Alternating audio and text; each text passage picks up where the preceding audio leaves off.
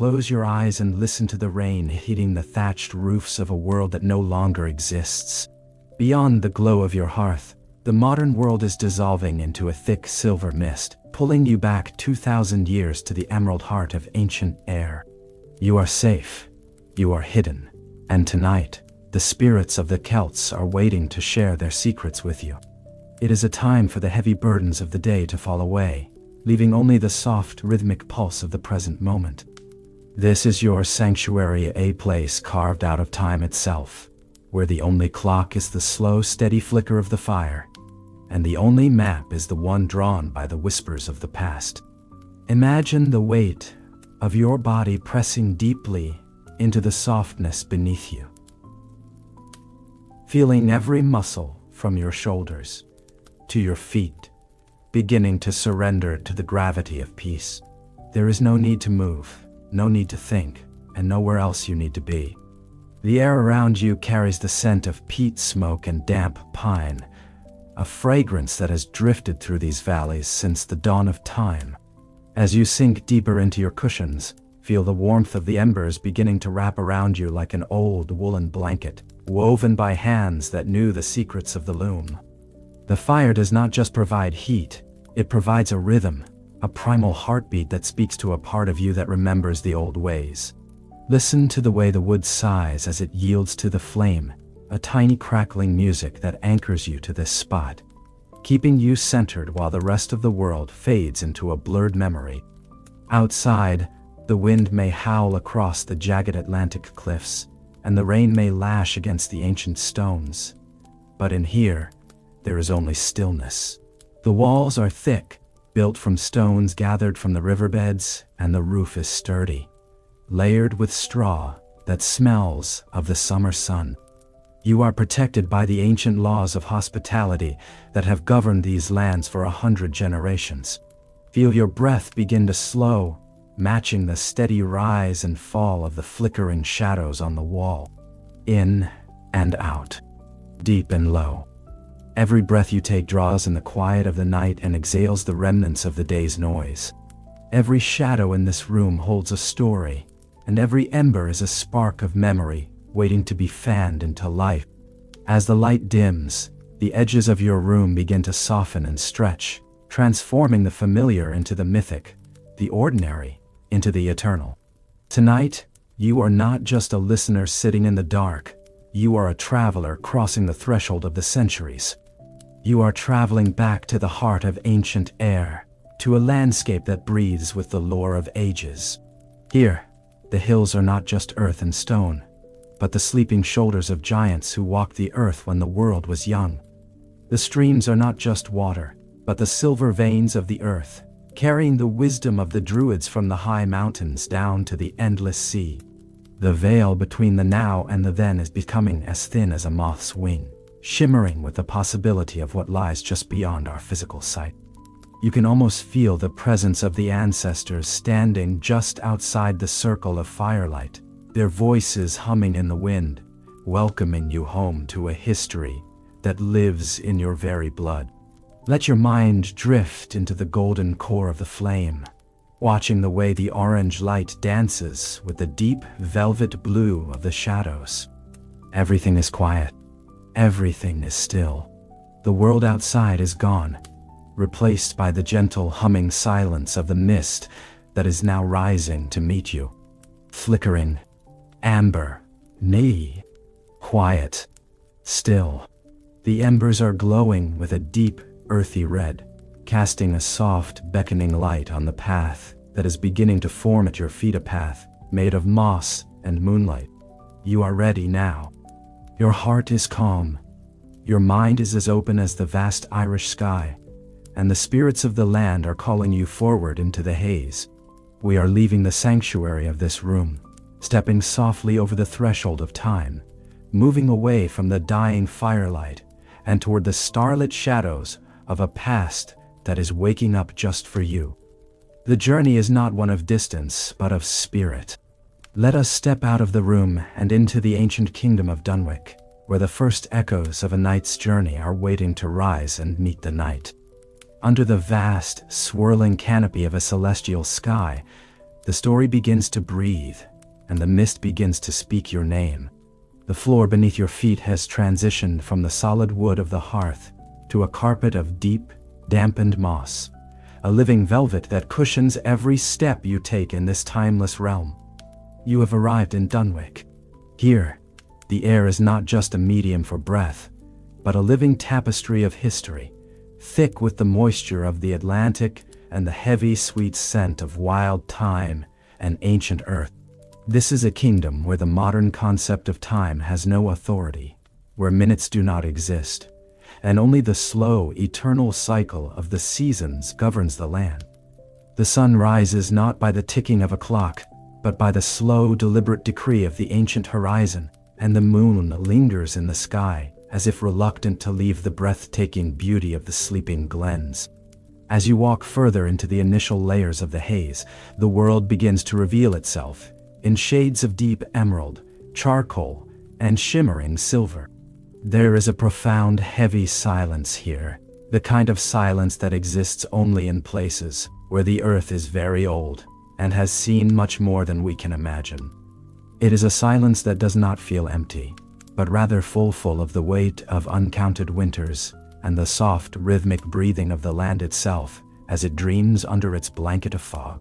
The landscape of Dunwick unfolds before you like a masterpiece, etched into the soul of the earth. To your left and right, the rolling green hills rise and fall in a rhythmic, undulating dance, their peaks softened by the constant, loving touch of the low-hanging clouds. These are not merely hills. They are the ancient bones of the world, covered in a velvet skin of grass so vibrant, so deep in color, that it seems to glow with an inner light, even in the dimness of the mist.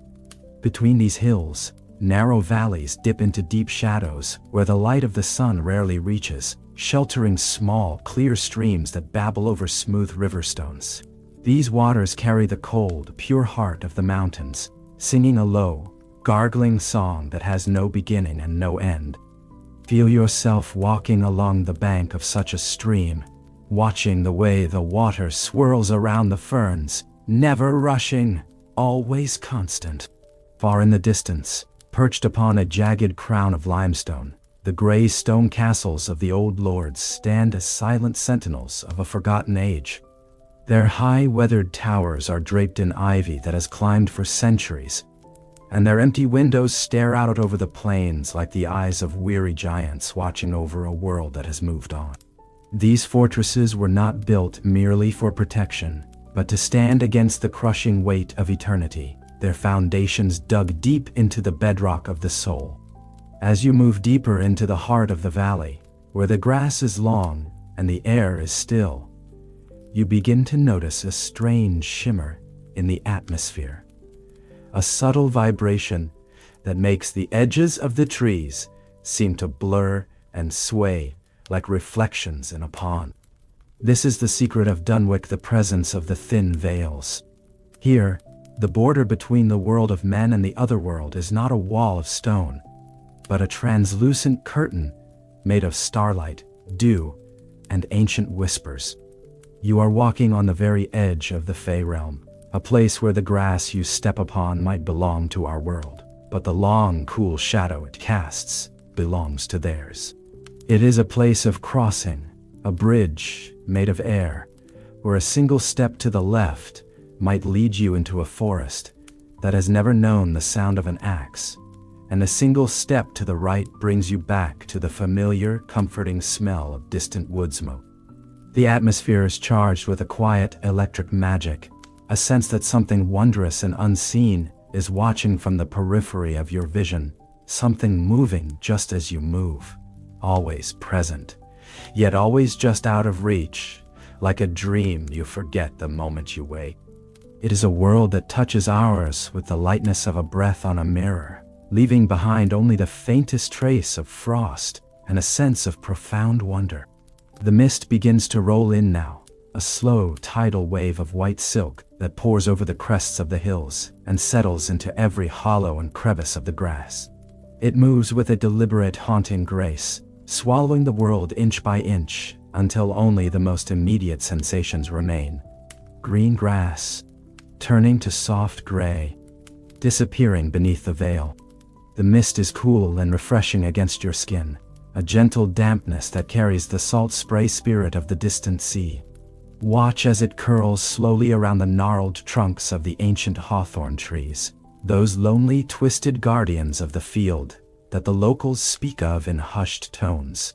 Soft, green wall, hidden, the world is becoming a canvas of pure, unblemished white, stripping away the distractions of distance and the noise of detail.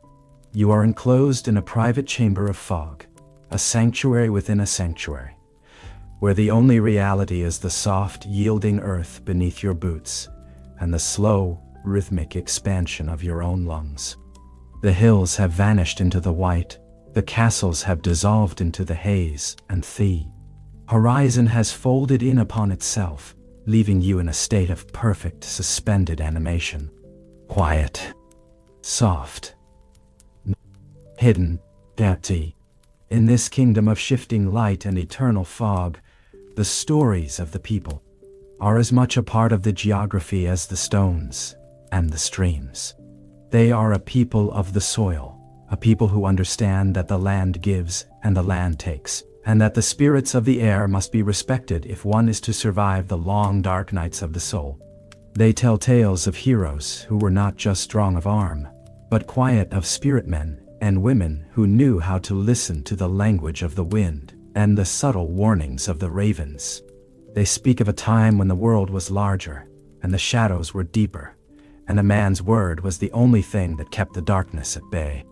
In the heart of this kingdom, amidst the rolling green hills and the encroaching white of the mist, lived a man of profound honor, a man whose name was whispered with a quiet respect in every humble tavern and every grand manor house. His life was a living testament to the old virtues of the Celts, and his journey would soon take him into the very heart of the great mystery we are about to uncover. He was a protector of the weak, a seeker of the truth, and a soul at peace with the silence of the land. He was known to all who sought refuge as Sir Cedric. Sir Cedric was a man who lived by the gentle rhythm of the seasons and the quiet, unwavering dictates of his own soul. In the ancient heart of Dunwick, he was not known for the thunder of his sword or the iron of his ambition, but for the steadiness of his gaze and the profound kindness of his weathered hands. His home was a modest manor built of sun-bleached stone and sturdy oak, tucked away where the golden meadow meets the emerald eaves of the ancient woods. He rose with the first pale silver light of dawn, not to the sharp sound of trumpets, but to the soft, melodic chirping of the swallows, nesting in the rafters of his porch. His life was a slow collection of simple, virtuous acts, tending to a fallen fence with patient care, sharing a warm loaf of dark bread with a weary traveler, and sitting in silent, deep contemplation as the shadows grew long and soft across his fields. To look upon Cedric was to see a man at peace with the world, a man who understood that true strength is not found in the noise of battle or the heat of argument, but in the quiet endurance of a life lived with honor and integrity. He moved through his days with a slow, deliberate grace, as if he were walking in a beautiful dream that he never wished to break, and the land seemed to respond to his presence with a stillness of its own. On one particular afternoon, as the sun hung low and heavy, like a glowing golden coin in a hazy, amber sky, a peculiar and absolute stillness settled over the village of Dunwick. The birds stopped their singing mid-note, and even the restless wind seemed to hold its breath, leaving the heavy leaves of the great oaks motionless against the warm, honeyed light of the setting sun. Cedric stood in his garden, the scent of damp earth, crushed lavender, and wild rosemary rising around him in soft waves, when he felt a sudden, localized chill, a cool silver thread of air that did not belong to the lingering warmth of the day. From the edge of the encroaching mist at the forest's border, a figure began to emerge with impossible slowness. It was a knight, clad in armor that seemed to be forged not from steel, but from the liquid moonlight itself, shimmering with a pale, iridescent glow that defied the golden hour. This stranger moved without a single sound, his horse's hooves making no impression upon the soft, lush grass, as if he were a silent reflection moving across the surface of a perfectly still lake. He wore no colorful heraldry, carried no boastful banner, and his visor remained closed, hiding a face that felt as ancient and inscrutable as the hills themselves. The villagers retreated to their darkened doorways, their hearts racing with a primal, instinctive fear of the unknown. But Cedric did not move. He felt no malice, no threat, and no darkness from this silent visitor, only a profound, echoing sadness that pulled gently at the edges of his heart, calling to the shared silence within him. The spectral night came to a graceful halt before Cedric, the two men standing in a shared private pocket of silence that felt entirely separated from the rest of the flowing world. The air between them hummed with a low, vibrating energy, a frequency that spoke of long-forgotten paths, the lonely reaches of the night, and the weight of secrets kept since the dawn of time. For a long, suspended moment, they simply existed in each other's presence, the living man of flesh and the shimmering shadow of spirit, until Cedric reached out a hand, not to draw a weapon of iron, but in a gesture of quiet, respectful greeting. In that heartbeat, a realization washed over him, soft and clear as a spring rain falling on dry earth. This figure was not an enemy to be feared, nor a phantom sent to haunt the living with dread. He was a guardian of the lost one of the ancient, eternal sentinels of the Vale, whose sacred task was to guide the souls that had wandered too far into the cold darkness of the mist. He was a protector of those who had lost their way in the shadows of life, a silent watcher who stood forever at the crossroads of existence, to ensure that no spirit remained wandering in the lonely cold for eternity. The fear that had gripped the air dissolved instantly, replaced by a sense of immense protective warmth that radiated from the night like the heat from a distant sun. Cedric understood that this night had not come to challenge him, but to invite him into a mystery that required a heart as steady and a soul as calm as his own. The guardian turned his horse with a fluid spectral motion, gesturing for Cedric to follow him into the deepening twilight, and together they began a slow, rhythmic journey away from the flickering safety of the village. The pace was unhurried, a gentle, walking tempo that felt like the rhythmic ticking of a grandfather clock in a quiet, carpeted hallway. Step after step, the sound of the horse's hooves, or rather, the soft memory of the sound began to sync perfectly with the steady beating of Cedric's own heart. Thrum-da-dal, thrum, thrum.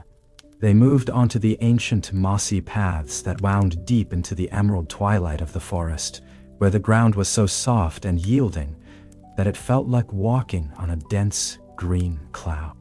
The trees here were draped in long, flowing tresses of silver lichen, swaying ever so slightly in a phantom breeze that only the silent and the still could feel. Grundsee, Pontu, soft, ancient, deep. The further they ventured, the more the world of men and the noise of the village began to fade into a blur, replaced by a symphony of subtle, natural sounds. The soft snap of a dry twig, the rustle of a hidden creature in the ferns, and the long, exhaling sigh of the ancient pines as they settled for the night. Cedric felt his senses sharpening, even as his physical body grew more relaxed, his mind drifting into a state of pure, effortless observation, free from the weight of thought or worry. Thrum, thrum, soft, quiet, step after step. The light was entirely different here, filtered through a leafy canopy so thick and ancient that it seemed to hold the trapped remnants of 1,000 lost sunsets within its gnarled branches. The guardian led the way with a steady, unwavering focus, his silver armor acting as a soft beacon in the deepening violet gloom of the woods. Cedric found himself no longer thinking of his home, his garden, or his unfinished chores, but only of the next step, and the next, and the breathing of the forest around him. The path was not straight or demanding, but followed the natural flowing curves of the earth, dipping into cool, fragrant hollows and rising gently over the moss-covered roots of trees that had seen in the birth of the kingdom and the fall of kings. Every movement was a slow meditation, every breath a quiet prayer to the immense stillness of the deep woods. The entire world was narrowing down to this single shared journey through the velvet dark, a journey where the concept of time had been replaced by the steady hypnotic pulse of the forest floor. You can almost feel the coolness of the deep forest air on your own skin now, the intoxicating scent of crushed ferns, damp bark, and wild earth filling your lungs as you walk alongside them in the dimness. The night is silent, Cedric is silent, and the forest itself leans in to listen to the beauty of their wordless pact. As they reached the absolute heart of the ancient wood, a place where the trees grew so close together that their branches intertwined like the fingers of old friends, the air grew noticeably thicker and more charged. The mist here was not the pale white of the fields, but a deep, translucent indigo, swirling in slow, lazy, hypnotic patterns around the massive trunks of the oaks. The guardian slowed his horse to a mere crawl, his silver-clad hand reaching out to gently part a heavy curtain of hanging ivy and ancient vines that blocked their path. Beyond the ivy lay a hidden, natural basin, a place where the gravity of the world felt stronger, more grounded, and the air was heavy with the palpable weight of unrecorded histories and forgotten dreams. This was a place where the veil between worlds was at its thinnest, a sacred pool where the memories of the land gathered like cool water in a deep well. Cedric could feel the presence of 1,000 spirits around him, not as frightening or malevolent ghosts, but as gentle, faceless voices carried on the lightest of winds, seeking a way back to the warmth of the light. The guardian came to a complete, statuesque stop, his silver form glowing with an intense, calming light against the deep indigo haze. He looked back toward Cedric, and though no physical words were spoken, the message resonated in Cedric's mind with perfect clarity. They had arrived at the threshold of the deepest mystery. The path leads Cedric to a place where voices have no faces, the hollow of whispers. As Sir Cedric and the guardian of the law stepped beyond the final heavy curtain of ancient ivy, the world they had once known seemed to dissolve into a distant, faded memory, like a dream that vanishes upon waking. They had entered the hollow of whispers, a hidden, emerald cathedral of nature where the trees did not merely grow from the earth. They leaned in with a protective, ancient intimacy, their massive, gnarled branches intertwining high overhead to form a living, breathing canopy that completely blotted out the distractions of the sky. The oaks here were so incredibly ancient that their bark had turned to a deep, velvety charcoal, crusted with thick layers of pale green lichen that seemed to pulse with a slow internal light, as if the trees themselves were dreaming. The air within the hollow was thick, cool, and heavy, carrying the palpable weight of 1,000 years of undisturbed silence and sacred peace. Every single step Cedric took was swallowed by a floor of emerald moss so thick, so plush, and so resilient that it felt like walking upon the vast, soft back of a sleeping giant. This silence was not an absence of sound. It was a physical presence, a soft, comforting pressure against the ears that demanded a complete and total surrender of the senses to the magic of the moment. The trees seemed to be watching his progress with a gentle curiosity, their twisted knots and aged burls resembling closed eyes, waiting for the perfect quiet moment to share the deep secrets they had guarded since the world was young and the stars were new. As you wander deeper into this mystical indigo twilight alongside them, a powerful wave of sensory wonder begins to wash over your consciousness, pulling your mind away from the noise of the physical world and into the very heart of the forest's ancient magic. The first thing you notice, even before the sights, is the scent, a rich, intoxicating and grounding perfume of damp, fertile earth, decaying autumn leaves, and the sharp, clean, resinous aroma of crushed pine needles. It is the primal smell of life in its most eternal form, a scent that speaks of cycles that never end, and roots that reach down into the very molten core of the world. Beneath the towering shadows of the giant, prehistoric ferns, the ground itself begins to glow with an otherworldly radiance. Tiny, bioluminescent mushrooms, as soft as velvet to the touch and as pale as a winter moon, sprout in clusters from the rotting logs and the damp, rich soil. They cast a gentle, ethereal light in shifting shades of sapphire, mint and amethyst, illuminating the forest floor with a celestial glow that makes the moss shimmer like a vast field of fallen, glowing stars. This light does not flicker or jar the eyes. It breathes in a steady, rhythmic pulsing, a slow ebb and flow of color that guides your vision from one patch of beauty to the next, lulling your mind into a state of pure, effortless fascination and deep, calm relaxation. In this sacred hollow, the very air is alive with a subtle, electric hum, a deep, low-frequency vibration that resonates within your chest like the lowest, most resonant note of a great cathedral organ. As Cedric moves silently through the glowing, multicolored glade, the wind begins to pick up just a fraction, a soft, wandering breeze that carries with it a sound unlike any other in the realm of men. It is not the mere whistling of air through the leaves, but a complex, beautiful symphony of voices, 1,000, 10,000 whispers overlapping in a rhythmic, unintelligible chorus of peace. In this breathtaking moment, the true secret of the hollow is revealed to Cedric's open heart. These are not frightening ghosts, nor are they the haunting tricks of a weary mind. Every soft whisper carried on the cool, fragrant breeze is a living, breathing memory of a Celtic ancestor. Each long sigh is a fragment of a lullaby sung by a mother to her sleeping child a millennium ago.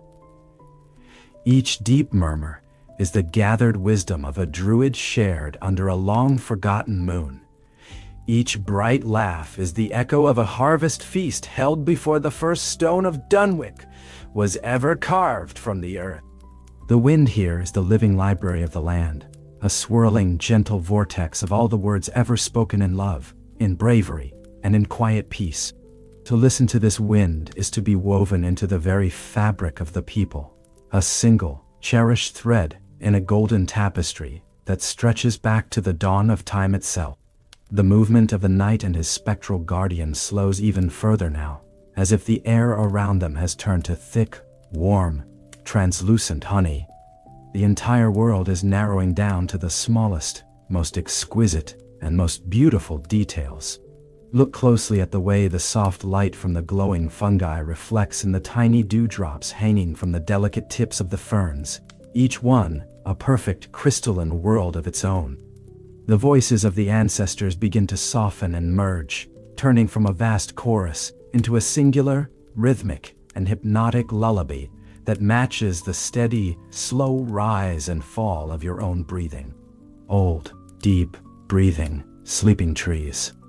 The words are no longer things for the mind to understand or analyze, but sensations for the soul to feel. Ancient, soft, moss, quiet, still. The forest is exhaling a deep green peace that settles over your mind like a heavy, silken veil of comfort. You can feel the coolness of the indigo mist as it brushes against your cheeks like a phantom kiss, a gentle reminder that you are protected, you are held in the arms of history, and you are exactly where you are meant to be.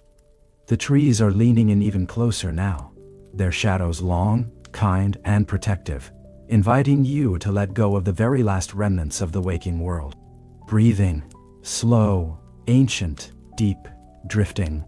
Cedric finds himself moving now not with physical effort, but as if he were being carried by the gentle current of a slow, invisible, and boundless river. His heavy armor no longer feels like a burden of metal, and his boots feel as light as the air itself as he glides effortlessly over the glowing ancient roots and the silver-dusted ferns. The guardian of the lost leads the way with a silent, majestic grace, his moonlight armor casting long, shimmering trails of silver light behind him, like a slow-moving comet traversing a dark, velvet sky.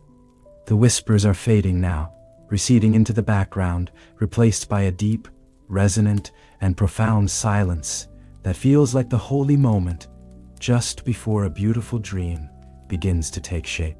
The path beneath them is widening, the giant trees drawing back their branches to reveal a hidden, circular clearing where the air is perfectly, magically still, and the ambient light of the forest is at its most intense and warm. In the absolute center of this clearing, tucked away in the most sacred, protected fold of the hollow, something incredible and radiant is beginning to shine through the ancient trunks. It is a light that does not come from the mushrooms or the moss, but seems to emanate from the very heart of the earth itself, a warm, radiant, and welcoming glow that promises a depth of peace beyond anything Cedric has ever known in his life. Deep within the hollow, a pool of liquid gold awaits, and its surface is as smooth as a mirror reflecting the eternal soul of the world. Sir Cedric stood at the very lip of the Golden Basin, a sacred place where the known geography of the mortal realm reached its absolute and silent conclusion. Behind him lay the dense, whispering woods of Dunwick, a world of heavy oak and damp earth. But before him, the very air seemed to be composed of a different, more celestial substance entirely. This was the edge of the physical world, the final, shimmering boundary where the solid soil of the earth met the luminous atmosphere of the infinite. The guardian of the lost remained by his side for one final moment, his moonlight armor now vibrating with a soft, melodic hum that resonated deeply within the very marrow of Cedric's bones, like the distant ringing of a silver bell. There was no fear in this place, no hesitation, only a profound and overwhelming sense of arrival, as if every single step Cedric had ever taken in his long life had been leading him specifically to this silent, glowing threshold. The gravity here felt lighter, more forgiving, as if the earth were gently letting go of its hold on him, and the breath in his lungs felt like cool, liquid starlight. You can feel it too, that exquisite moment of suspension before a great leap, not a leap of physical effort, but a leap of pure faith, where the world you know begins to blur and soften at the edges, and the world you have only encountered in your deepest dreams begins to take solid form in the shimmering violet haze. As Cedric took his first weightless step forward, the transition from the material to the mystical began in earnest, moving with the grace of a swan taking flight. It was not a sudden jolt or a sharp break, but a slow, beautiful bleeding of one reality into another, like ink dispersing in clear, still water.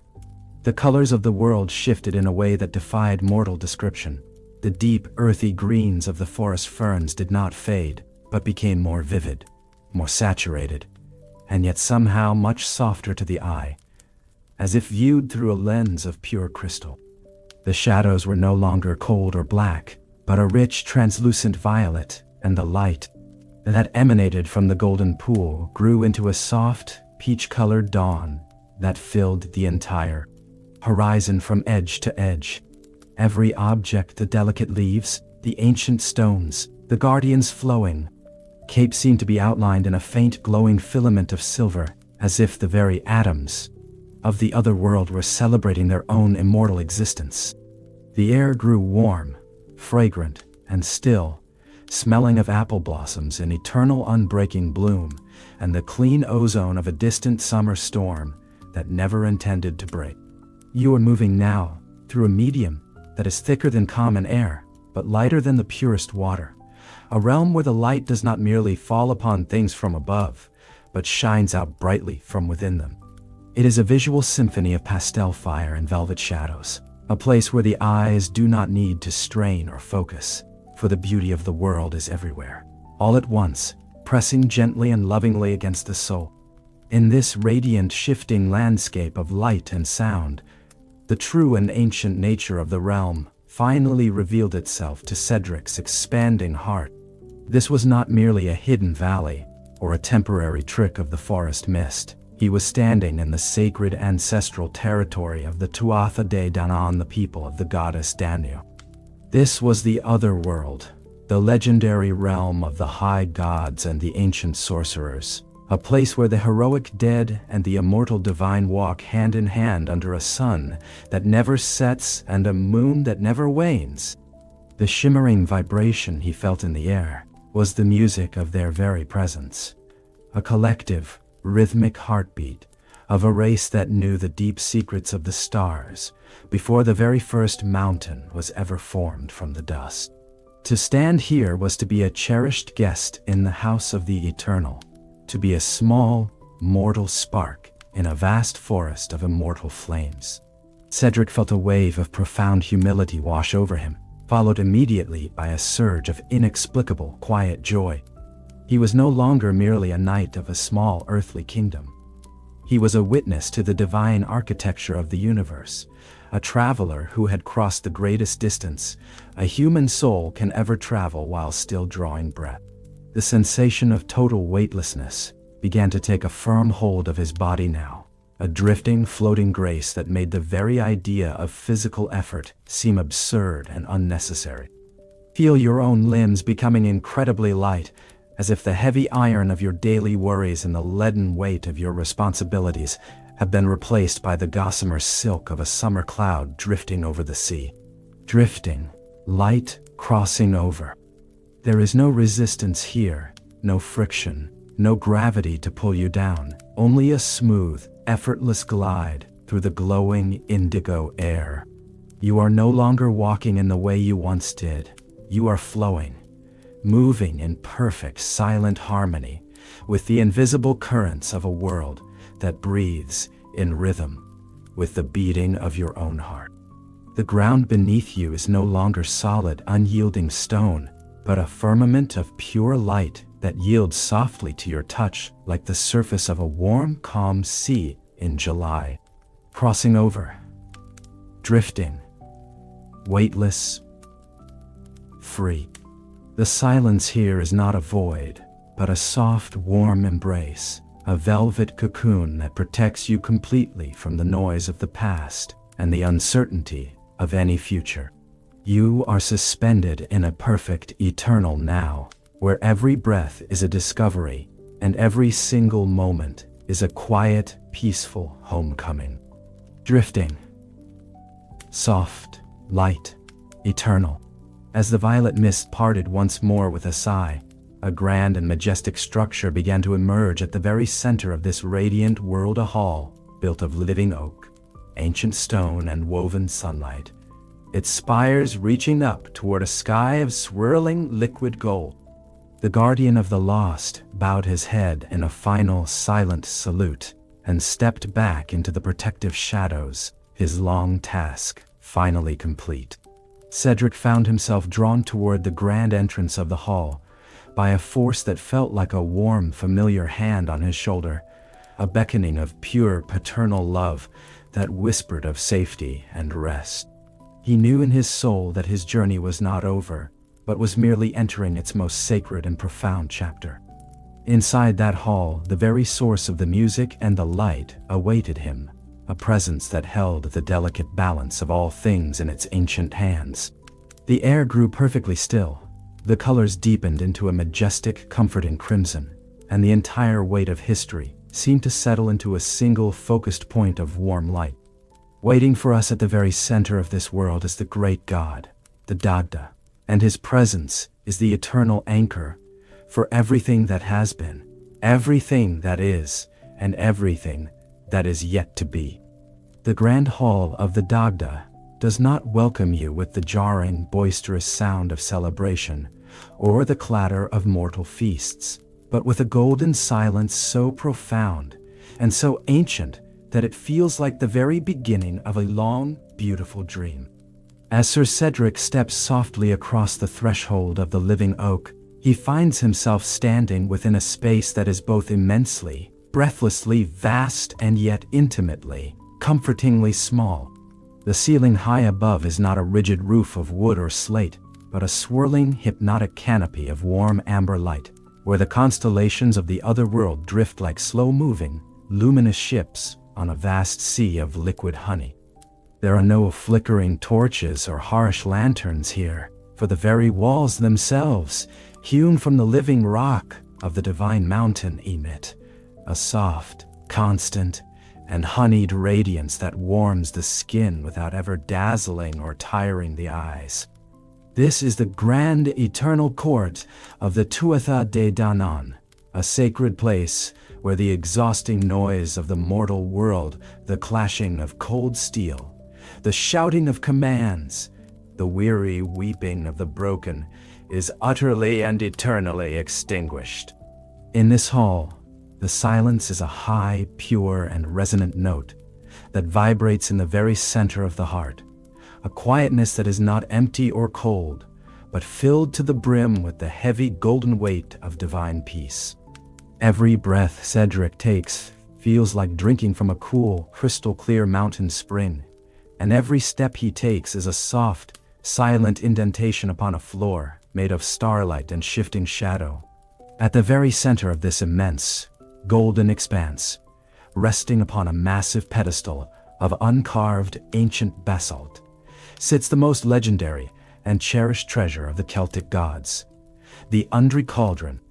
It is a vessel of immense and breathtaking proportions, forged from a dark, shimmering bronze that seems to hold the swirling depth of the entire ocean within its metallic grain. This is the Cuaransik, the Cauldron of Plenty, a priceless gift brought from the ancient, sunken city of Murias, and it is the eternal source of all life, restoration, and comfort in this sacred realm. As Cedric draws closer, he sees the thick steam rising from its broad lip in slow, hypnotic, and languid ribbons, smelling of every delicious feast ever enjoyed in the history of the world, and every fragrant herb that has ever healed a deep wound. The magic of the Undri Cauldron is as simple as it is infinite. No company, no matter how vast, ever left its side unsatisfied, and no hunger of the body or soul was ever too great for its bottomless depths. It is a vessel of absolute, unconditional hospitality, a well of nourishment that never runs dry, no matter how many weary souls come to drink from its overflowing grace. It heals the broken, mends the fractured spirit, and restores the fading strength of the fallen, acting as a constant, pulsing, and generous heart for the entire other world. As Cedric gazes deeply into the swirling, silver mists within the dark bronze rim, a deeper and more profound truth begins to settle into his mind, moving with the slow, irresistible weight of a great river. The cauldron is not merely a magical object or a grand tool of the gods. It is a physical manifestation of the infinite nature of the entire universe and the eternal capacity of the human soul. Just as the cauldron never empties, no matter how much is taken from it, so too is the well of the spirit never truly exhausted or depleted. It represents the eternal, comforting truth that in the realm of the divine, there is no such thing as lack, no such thing as scarcity, and no such thing as not enough. It is the promise that for every wound, there is a certain healing. For every void in the heart, there is a perfect filling. And for every bitter end, there is a bountiful and beautiful new beginning. Looking at the dark, polished bronze, Cedric realizes with a sense of wonder that his own life, his own many struggles, and his own hard-won honor are but small parts of this same infinite, flowing cycle. The universe itself is a vessel of abundance, and he is an invited guest at a table that has no end and no boundaries. The primal fear of scarcity, the constant anxiety of passing time, and the ancient dread of the dark melt away like mist in the sun, replaced by the overwhelming quiet certainty that he is forever provided for, forever held in safety, and forever whole. The air around the cauldron begins to pulse now in a slow, hypnotic, and rhythmic cadence, and the entire world seems to settle into a state of total, blissful, and heavy surrender. Listen closely to the soft rhythm of the steam as it rises from the bronze. Slow, steady, eternal, rising and falling. Within the depths of the cauldron, the very essence of all good things is swirling in a gentle, warm, and inviting tide. Strength, life, peace, plenty. Feel the words as if they were a warm, fragrant liquid being poured slowly over your mind, washing away the last lingering traces of the day's noise. Strength for the weary traveler, life for the dreaming soul, peace for the restless heart, plenty for the searching spirit. The rhythm is a profound lullaby of abundance, a steady heartbeat of pure security that tells you there is nothing to fear, nothing to lose, and nothing to prove. Soft, warm, full, deep, resting. The cauldron breathes in perfect unison with you, its bronze surface glowing with a dim, comforting, an earthy red light, like the deep embers of a fire that will never, ever go out. Strength, life, peace, plenty. You are floating in a vast sea of unconditional care, where every single need is met before it is even felt, and every worry is dissolved in the golden light. Cedric stands in the presence of this infinite, divine bounty, feeling the heavy weight of his long years and the scars of his battles dissolve into the golden, shimmering light of the hall. The great god, the Dagda, stands nearby, a massive, mountainous pillar of quiet strength and paternal, radiating warmth. He watches with a kind, knowing, and ancient smile as the knight finally finds his peace, his large, powerful hands resting easily and peacefully at his sides. The silence of the hall grows even deeper now, even more resonant and thick, as the golden light begins to shift slowly into a soft, melodic, and cooling blue of the deep twilight. Cedric understands now that the hunger of the physical body is easily and completely satisfied by the cauldron, but the hunger of the deeper soul requires a different, more subtle kind of magic, a magic that moves not through the mouth, but directly through the spirit and the breath. The Dagda reaches out his hand, not toward the bountiful cauldron, but toward the great ancient oak harp that rests silently against the far wall, its strings shimmering with the captured light of 1,000 stars. The bounty of the vessel was only the beginning of the wonder he is to experience. But even greater than his cauldron is the Dagda's music, and the first, soul-stilling chord is about to be struck in the silence. The silence that followed the satiation of the cauldron was not a hollow one, but a silence that felt expectant, as if the very air of the hall were a bated breath, waiting for a single spark to ignite the night. The great god, the Dagda, moved with a slow, mountain-like majesty toward the far wall, where the shadows were deepest and most reverent. There, resting against the ancient stone, was Tuatha, the four-angled harp of the gods, carved from a single massive piece of oak that had witnessed the world's first sunrise.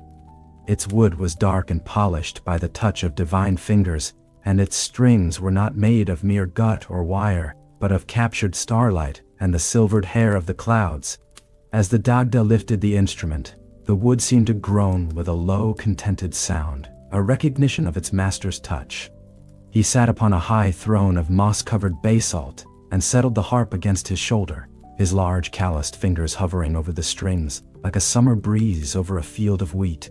Sir Cedric watched, his heart beating in a slow, steady pulse that seemed to synchronize with the golden amber glow of the hall, feeling the weight of the universe settling comfortably onto his shoulders. The first chord was struck with a sudden bright flick of the fingers, and the hall was instantly flooded with the music of laughter and boundless joy. It was a melody that sounded like 1,000 mountain brooks cascading over sun-warmed stones, and like the golden laughter of children playing in the high meadows of summer. The music moved through Cedric like a warm, sparkling wine, filling his veins with a lightness that made the very idea of sorrow seem impossible. It spoke of the triumph of the light, the return of the spring, and the unbreakable spirit of a people who found beauty in every blade of grass and every drop of morning dew. The notes danced through the air like golden dragonflies, weaving a tapestry of sheer, unadulterated happiness that forced the soul to expand and the spirit to soar. And yet, even in its brilliance, the joy was not frantic or loud. It was a deep, satisfied glow, a celebration of existence itself that left Cedric feeling as though he were floating on a tide of pure sun-drenched memory. Then, the Dagda's hands shifted, his fingers moving with a slower, more deliberate grace, and the melody transformed into the music of sorrow, and the deep, cleansing tears of the soul. This was not a music of despair, but a song of profound empathy.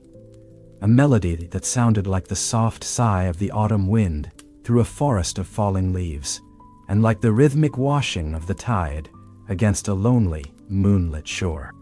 It spoke of all that had been lost and all that was cherished, acknowledging the beauty of the temporary and the holiness of the grief that follows a life well loved.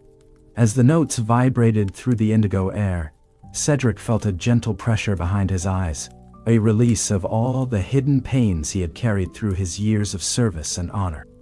The music held him in a soft, melancholy embrace, whispering that it was safe to let go, safe to weep for the world, and safe to acknowledge the shadows that make the light so precious. The sorrow was as beautiful as the joy, a silver thread in the golden weave, and it left him feeling washed clean, as if a cool rain had passed over his spirit and left only the scent of fresh earth. Finally, the Dagda closed his eyes, and his fingers barely brushed the silver strings, calling forth the third and final melody, the Giantrai, the sacred sleep strain. If the first two melodies were the sun and the moon, this was the deep, velvet dark of the space between the stars. It was a sound so low and so resonant that it felt less like music and more like the very heartbeat of the sleeping earth. As the first notes of the Giantrai filled the hall, the amber light began to dim into a soft, dreamlike violet, and the golden canopy overhead slowed its swirling until it became a stationary sea of deep indigo. This was the frequency of the universe at rest, a melody that carried the weight of the mountains and the stillness of the deep sea. It was the music that coaxed the seeds to sleep in the frozen soil, and the stars to hold their fixed positions in the velvet firmament. It was the ultimate restoration, a sound that bypassed the mind entirely and spoke directly to the cells of the body, commanding them to surrender, to soften, and to drift into the boundless peace of the eternal night. And as the strings hummed with the low vibration of the sleep strain, the world began to slow down into a state of perfect, crystalline suspension, and the air grew thick and warm, like a heavy blanket being pulled up to the chin, and the flickering light of the hall grew softer and softer until it was nothing more than a faint pulse in the dark. And Cedric felt his eyelids growing heavy as the ancient stones of the hills, and he felt the muscles in his neck and shoulders dissolving into the softness of the air, and his breath became a slow, rhythmic ocean tide that moved in and out without effort or thought. And the harp continued to sing its wordless lullaby, and the floor beneath him felt like a bed of clouds, and the walls of the hall seemed to expand until they were the very boundaries of the universe itself. And there was no more night, and there was no more kingdom, and there was no more time, for there was only the music, and the breath, and the heavy, sweet descent into the dark. And the stars above seemed to lean down to listen, and the wind outside the hall ceased its wandering, and the entire other world held its breath so as not to wake the peace that was settling over the soul of the traveler. In this profound musical embrace, the true revelation of the sleep strain revealed itself to the core of Cedric's being. The Giantrai was not merely a song to induce slumber. It was the fundamental frequency that holds the stars in their places, and prevents the world from unraveling into chaos. It was the sound of the universe's own rest, the celestial anchor that keeps the celestial bodies in their rhythmic dance through the void. To hear it was to be aligned with the very architecture of creation, to be tuned to the same vibration as the sleeping mountains and the resting sun. Cedric realized that sleep was not an absence of life, but a return to the source, a holy communion with the frequency of peace that underpins all of existence. He was no longer a man trying to rest. He was a part of the resting universe, a single note in a grand eternal chord of silence and light. The music began to fade then, not by stopping, but by receding into the distance, as if the Dagda were walking away into a deep, misty valley while still playing his silver strings. The golden hall remained, but it was now a place of soft shadows and cooling embers. Cedric lay in the perfect stillness, his mind a quiet pool reflecting the last of the starlight. The journey had reached its peak, and the wisdom of the gods had been given, not in words, but in the vibrations of the oak and the starlight. As the last echo of the Giantry drifted through the heavy air, a new figure began to take shape in the periphery of the dream. A humble presence that brought the high magic of the gods down to the soft, familiar earth of the fields. The high hall of the Tuatha Dé Danann was softening, the spires turning into the silhouettes of distant trees. As the music fades, we meet a shepherd who found a piece of this magic, a man who carries a silver branch and a heart that knows the secret of the silver bells. The celestial echoes of the Dagda's golden harp began to drift slowly into the deepest, most silent recesses of the human spirit, and as they did, the grand shimmering hall of the ancient Celtic gods started to soften at the edges, its majestic spires of woven light and starlight dissolving into the familiar, cool, and comforting mist of the Irish Highlands. We move now, with the grace of a falling leaf, from the grand and the divine, to the humble and the earthly, from the high, radiant throne of the gods to the mossy, sloping sides of a quiet, forgotten glen where a man named Donal lived a life of light. Simple, unadorned grace. Donal was a shepherd, a man of the soil and the wind, whose skin had been bronzed and weathered by decades of relentless sun, and whose eyes held the startling quiet clarity of the mountain streams that fed the valley below. He was a man of few words but a vast ocean of deep, wandering thoughts, finding his true and lasting peace in the steady, rhythmic movement of his white-wooled flock and the slow, inevitable changing of the seasons from the green of spring to the gold of autumn. One particular evening, as the long violet shadows of twilight began to stretch themselves thin and elegant across the purple heather of the hills, Donal noticed a peculiar pulsing light shimmering beneath the gnarled and ancient roots of a twisted rowan tree that had stood as a silent guardian of the glen for centuries. As he knelt down upon the damp, fragrant earth, his rough, calloused hands gently brushing aside the soft ferns and the clinging ivy, he found something that did not belong to the mundane world of iron, stone, and toil. It was a branch, a slender, incredibly graceful bough of pure, polished silver that seemed to glow with an inner fire, and it was adorned with 9 delicate snow-white blossoms that held the pale, shimmering glow of 1,000 trapped moons. The silver was cool to the touch, yet it vibrated with a faint, living warmth that traveled slowly up Donal's arm and settled like a heavy, comforting weight in the very center of his chest. As he lifted the silver branch from its mossy, hidden bed, the 9 white blossoms began to tremble with a life of their own, and from their delicate petals issued a sound so pure, so high, and so crystalline that the very air of the glen seemed to hold its breath just to listen. It was the sound of 9 tiny silver bells, ringing in a perfect, harmonious, and celestial chord that resonated with the ancient frequency of the stars themselves. It was not a loud or jarring sound, but it was a pervasive and gentle one, filling the entire valley with a melody that felt like a soft, invisible hand stroking the weary brow of the world. Donal, who had spent the long, grueling day climbing the jagged crags and searching through the briars for his stray lambs, felt a sudden and miraculous transformation wash over his tired frame. The heavy, leaden ache in his tired limbs began to dissolve into the air, replaced by a strange and wonderful lightness that made him feel as though he were standing not on the earth, but upon a cushion of clouds. The mental fatigue of his daily worries, the small nagging anxieties of the coming harvest, and the invisible weight of his many years all began to melt away, washed clean by the silver vibration of the bells. Every chime was a sacred promise of rest. Every single note was a cooling balm for his weary spirit. As Donal stood there in the deepening blue of the twilight, holding the glowing silver bough, a realization began to bloom in his mind as clearly and as beautifully as the white flowers on the silver wood. This branch was not merely a beautiful curiosity found in the dirt. It was a sacred, immortal passport, a gift from the Tuatha Dé Danann to a man who possessed a heart of pure, uncomplicated kindness.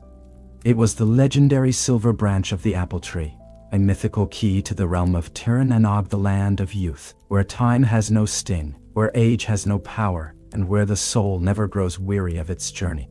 The bells were singing the ancient language of a place where the sun never withers the leaf, and the bitter winter never touches the bone of the living. To hold the branch was to be invited into a state of eternal, unbreaking spring, a realm where the heavy burdens of mortality are exchanged for the weightless, effortless joy of the infinite. Donal understood then that he was no longer just a shepherd of sheep, but a traveler of the spirit, guided by a music that bypassed the ears entirely and spoke directly to the immortal essence within him. The silver branch was his beacon, its soft, pearlescent light cutting through the thick earthly mist to reveal a hidden path, a path that leads far beyond the reach of human age and earthly sorrow. The ringing of the 9 silver bells grew even softer now, falling into a slow, hypnotic, and repetitive cadence that seemed to mimic the silent falling of snow on a perfectly still winter night. Soft, clear, calm. Listen closely to the way the silver sound lingers in the air, creating a series of tiny, perfect ripples on the surface of a vast, silent pond. Soft, clear, calm. The familiar world around Donal, the heather, the rowan tree, the distant bleating of his sheep, all began to fade into a soft blur of indigo and silver, leaving only the physical sensation of the branch in his hand and the ethereal music in his soul. Every chime felt like a drop of cool, refreshing water falling onto a parched and dusty field, settling the restless dust of his thoughts and quieting the constant, noisy chatter of his mind. Soft, clear, calm. You can feel the vibration of those tiny silver bells in your own body now, a gentle, rhythmic humming that encourages every muscle in your back, your neck, and your shoulders to let go of their hold. It is a sound that asks your heart to slow its pace, and your breath to become nothing more than a rhythmic, peaceful sigh of relief. The silver light of the blossoms reflects in the surrounding mist, creating a tunnel of soft, welcoming radiance that leads away from the heavy, demanding earth and toward a place of perfect, weightless, and eternal peace. Soft, clear, calm, resting, drifting. Every cell in Donal's body seemed to vibrate in sympathy with the silver bells, and as he began to walk, his feet did not feel the roughness of the stones or the cold dampness of the peat beneath him. He followed the silver sound as if it were a physical thread of light, a shimmering line of music pulling him gently toward the western horizon, where the last of the sun's molten gold was sinking slowly into the dark embrace of the sea. The branch in his hand continued its gentle, rhythmic, bell-like song, a constant and faithful companion that turned the dark, shadowed forest into a vast cathedral of silver light. He moved with a grace he had never known in his youth, his body becoming a vessel for the silver melody, his mind becoming a quiet, sacred sanctuary of anticipation. The air around him grew cooler, fresher, and more fragrant, carrying the unmistakable scent of salt spray, blooming lilies, and ancient water. The sound of distant, rhythmic waves began to overlap and harmonize with the chime of the silver bells, creating a symphony of arrival. The path was no longer through the purple heather, but through a realm of shimmering reflections, starlit spray, and the soft sighing of the tide. Donal felt the world of men falling away behind him, not with a crash, but with a gentle fading, like a candle being extinguished in a large, warm room. He was walking toward the edge of everything he knew, guided by the light of the 9 blossoms and the promise of the land of youth. His heart was as light as the silver wood he carried, and his soul was as open as the vast, darkening sky above the hills. Every step was a release, every breath was a surrender to the beauty of the journey. He was no longer Donal the shepherd. He was Donal the seeker, the one who heard the bells and followed their call into the heart of the great mystery. The silver light intensified as he neared the shore, the blossoms on the branch glowing with a brilliant, steady radiance that illuminated the path ahead with the clarity of a dream. The music of the bells reached a crescendo of softness, a paradox of sound that was both silent and all-encompassing. Donal could see the line where the earth ended and the water began, a shimmering boundary of silver and blue that beckoned to him with the voice of the eternal. He felt the cool spray of the great lake on his face, a refreshing mist that carried the blessings of the lady and the wisdom of the deep. Following the silver sound, with the branch held high like a sacred torch, Donal arrives at the edge of the great lake, where the water is as smooth as a sheet of polished glass, waiting silently to reflect the very next chapter of his journey into the golden heart of the eternal. The silver-belled branch in Donal's hand finally grew quiet, its 9 white blossoms settling into a soft, steady, and ethereal luminescence that cast long, pearlescent reflections across the vast, mirror-like surface of the great lake.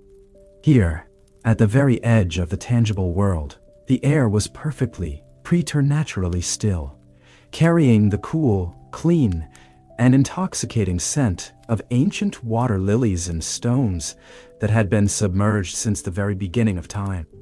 The shoreline was not made of the jagged gray rocks of the mortal glens, or the rough yellow sand of the distant coast, but of millions upon millions of tiny, soft and perfectly white pebbles that shimmered like a vast field of fallen pearls under the pale, shifting light of the moon.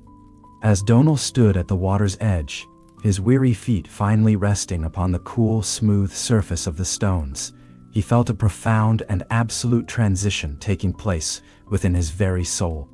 The lake before him was not merely a body of water, but a vast liquid gateway, a shimmering indigo bridge between the solid, heavy world of the shepherd and the ethereal, weightless realms of the immortal fae.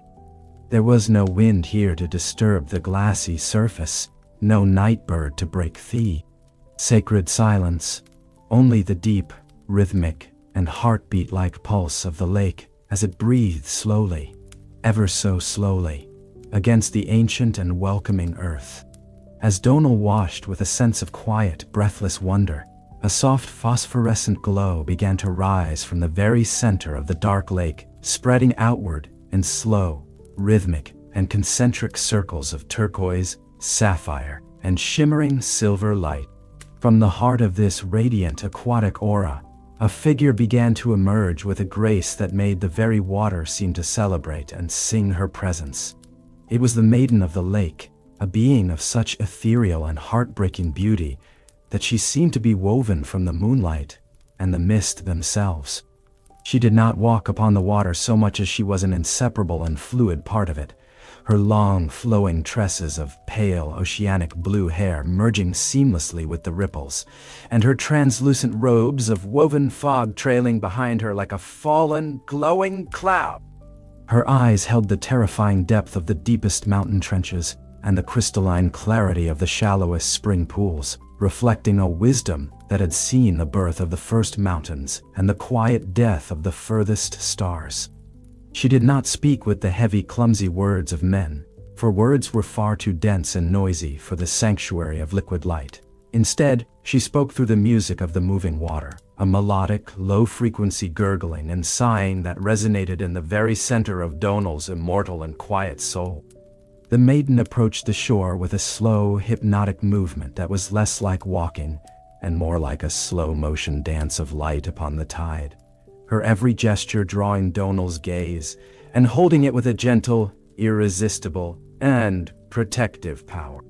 As she reached the shallows, she reached out a slender, pale, and elegant hand, and as she did, the water around her delicate feet began to rise in intricate, crystalline spirals, catching the silver moonlight and shattering it into 1,000 tiny, floating diamonds.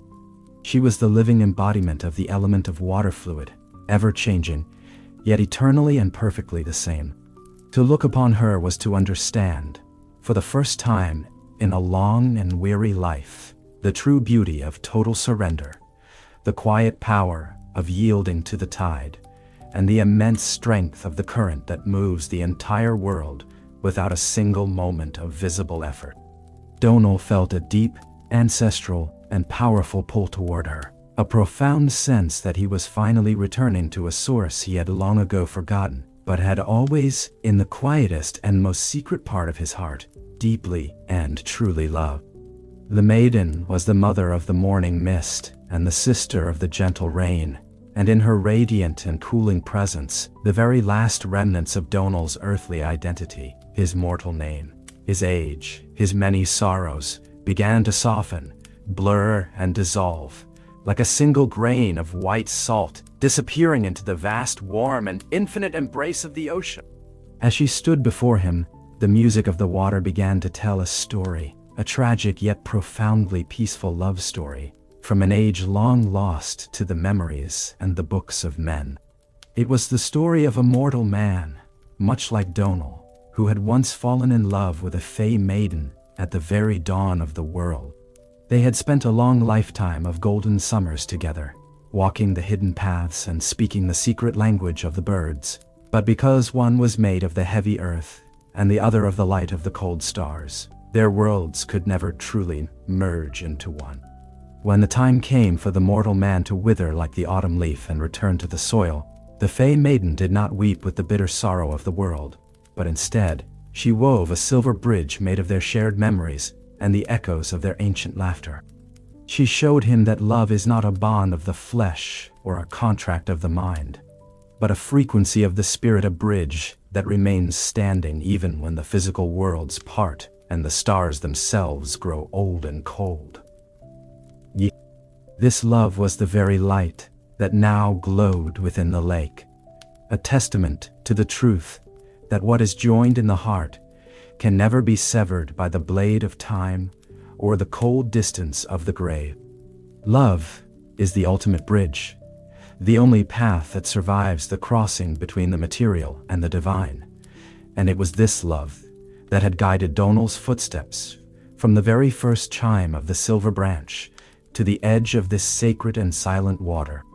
The maiden gestured toward the vast starlit lake, inviting Donal to step away from the solid, predictable shore and into the cooling, supportive, and eternal embrace of the water. As he took his first step, the water did not feel cold, jarring, or threatened in any way. Instead, it felt like a warm, silken garment of pure and radiant peace that wrapped itself slowly around his ankles, his knees, and his weary, heavy waist. The sensation was one of total, unconditional, and absolute support, a weightless drifting that made the very concept of gravity or struggle seem like a distant, faded, and irrelevant memory from a life he no longer lived.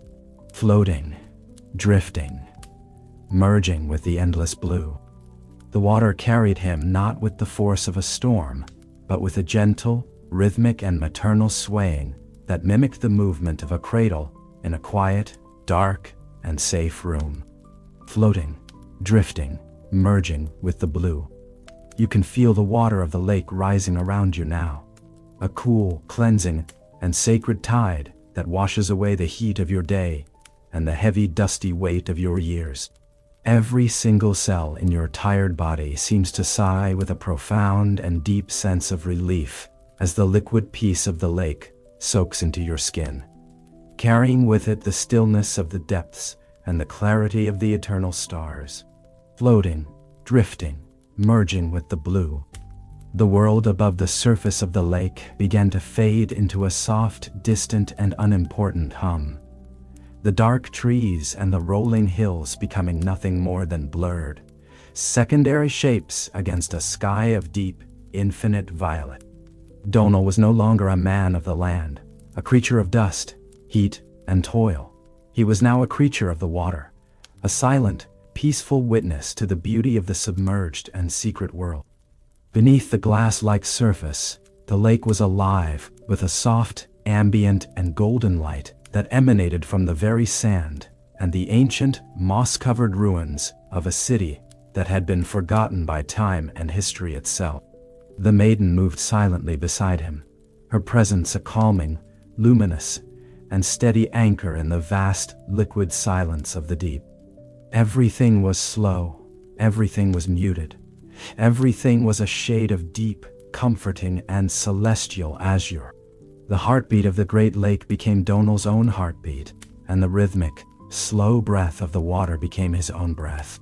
There was no more effort, no more direction, no more resistance to the flow, only the endless, beautiful, and effortless drift through the very heart of the great, golden, and liquid mystery. The ripples on the surface of the lake began to expand now, moving further and further away from the center until they were nothing more than a faint memory of a movement. Expanding, fading. Still. Perfectly still. The silence was absolute and total. A heavy velvet curtain of peace that shut out all the noise, the worry, and the chaos of the universe, and left only the pure, unadulterated essence of being. Donal felt himself expanding with the ripples, his consciousness growing larger and lighter until it touched the very boundaries of the water and the sky. Expanding, fading, still, perfectly still. The maiden watched him with a smile that was the color of the sunrise, her hand resting lightly on the surface of the water, keeping the world in a state of perfect, suspended animation. Expanding, fading, still, perfectly still. The time of seeking was finally over. The time of resting had truly begun. Every thought was a bubble rising to the surface and popping into the air, leaving the mind as clear as the lake itself. There was no past to remember, no future to plan for, only the cool blue present and the rhythmic cradle of the waves. As they reached the very center of the lake, where the water was at its most profound depth and the silver light was at its most intense radiance, the maiden reached out and took Donal's hand in hers. Her touch was not like the touch of a person, but like the feeling of the first warm ray of sun on a winter morning, or the brush of a soft leaf against the skin. She looked into his eyes, and in that moment, all the paths he had ever walked and all the stars he had ever watched merged into a single, focused point of pure, radiant light. The journey of the shepherd, the journey of the night, and the journey of the seeker was converging at last at this sacred point of stillness. She takes his hand with a gentle, eternal strength, and leads him away from the water's surface, down toward the final, most beautiful destination of the soul, where the music never ends and the peace never fades. The lake is no longer water, it is a gateway of light, and Donal is ready to step through. As the maiden of the lake guided Donal through the final, shimmering veil of turquoise light, the cool, liquid sensation of the water began to transform slowly into something even lighter, something even more ethereal and profound. They were no longer sinking into the depths, but rising gracefully into a sacred realm, where the air itself felt like the softest silk against the skin, and the very concept of seconds, minutes, and hours had been gently, permanently erased from the fabric of existence. They had stepped onto the hallowed golden shores of Tuatha Dé Danann, the land of eternal youth, the mythical other world where the sun never fully sets and the weary heart never grows old. Wet. As Donal's feet finally touched the ground, he found not cold stone or damp heavy earth, but a vast carpet of golden grass that felt as soft and as welcoming as well. The finest velvet under a child's touch. Here, the horizon was an endless, seamless and perfect curve of beauty, and the sky above was a permanent, unmoving masterpiece of deep twilight. There was no past to regret, no mistakes to ponder, and no future to fear, for in this sacred place, time was not a river that flowed away into the dark, but a vast, still, and shimmering ocean that held all moments and all lives in a single, peaceful, and eternal embrace. The landscape of Tir Nanog was a breathtaking, silent symphony of perpetual sunset and endless golden meadows that stretched far beyond the reach of human sight or earthly imagination. The sun hung low and heavy on the horizon, a massive, unblinking, and benevolent orb of molten copper that cast long, amber, and protective shadows across fields of flowers that never withered and never lost their scent. These were not the common flowers of the earth. They were blossoms of pure condensed light, their delicate petals shimmering with a soft internal radiance in shifting shades of peach, apricot, pale gold, and softest rose. A gentle, warm, and fragrant breeze wandered aimlessly through the meadows, carrying the faint, sweet scent of mountain honey and wild, blooming clover, causing the golden grass to wave in a slow, rhythmic, and hypnotic motion that looked exactly like the deep, peaceful breathing of the world itself. There were no harsh lines in this land, no jagged edges to catch the eye, only the soft, rolling curves of the hills and the hazy, dreamlike silhouettes of ancient trees, whose leaves were crafted from emerald, silver, and the memory of the stars. You can feel the steady warmth of this eternal sun on your skin now, a constant, comforting, and nurturing heat that sinks deep into your muscles, encouraging them to let go of the very last lingering remnants of tension. The world is vast, the world is golden, and the entire world is perfectly, beautifully, and eternally still. As Donal walked slowly through these sun-drenched and silent fields, accompanied by the silent, radiant, and protective presence of the maiden, the ultimate and most profound secret of this realm began to reveal itself to his quieted and surrendered mind. Tir Nanog was not merely a playground for the ancient gods or a sanctuary for fallen heroes. It was the sacred great library of the universe, the holy place where all stories finally go to rest. Every tale ever told by a fireside, every dream ever dreamt in the dark of night, and every song ever sung in love or bravery found its final, peaceful, and permanent home here among the golden grasses of the other world. The soft whispers in the warm breeze were the echoes of legends finding their quiet conclusion. The shimmer on the silver leaves was the reflection of 1,000 happy endings that had finally come to pass. In this place, every journey is completed, every conflict is resolved into harmony, and every weary traveler finds the final, silent chapter they have been seeking since the dawn of time. Donal realized with a surge of quiet joy that he too was a story that had finally reached its perfect, silent, and beautiful ending. He was no longer a shepherd of sheep, no longer a seeker of truths, but a vital part of the eternal narrative of peace that underpins all of creation. To be here was to be understood without words, to be whole without effort, and to be at rest in the very golden heart of the great, eternal silence. The colors of the perpetual sunset began to deepen now, shifting into a slow, hypnotic, and majestic display of celestial beauty that commanded the eyelids to grow heavy and the mind to drift into the dark. Amber, violet, gold, dimming. Watch as the massive copper sun finally touches the very edge of the world, spreading a thick cloak of rich, warm, and heavy amber over the vast meadows. Amber, violet, gold, dimming. The sky above begins to blush and deepen with a soft, translucent, and cooling violet. A color so deep and so soothing that it feels like the physical touch of sleep itself upon the brow. Amber, violet, gold, dimming. The edges of the rolling hills are traced in a fading, shimmering, and liquid gold. A final, beautiful reminder of the light before it melts completely into the soft, velvet indigo of the coming night. Amber, violet, gold, dimming. The world is growing darker, but it is a kind and welcoming darkness, a velvet shadow that brings with it the ultimate gift of total and absolute oblivion. Every color is a slow sigh. Every shade is a quiet lullaby.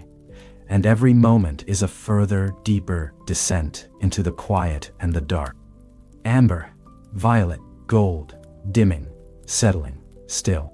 The weight of the long journey had been entirely and miraculously replaced by a profound, hollow, and wonderful lightness, a sensation of being nothing more than a wisp of silver smoke or a fragment of a passing cloud. Donal felt his consciousness expanding slowly to fill the entire golden realm, merging with the grass, the flowers, and the violet sky, until there was no I and no other, only the singular experience of the piece itself. The maiden of the lake was now nothing more than a shimmering, fading presence by his side, her form blending seamlessly with the deepening shadows of the ancient trees. The music of the silver branch, the chords of the Dagda's harp, and the whispers of the hollow had all merged into a single, low-frequency and resonant hum that vibrated in the very air, the sound of the universe itself at rest. There was no more movement, no more thought, and no more searching.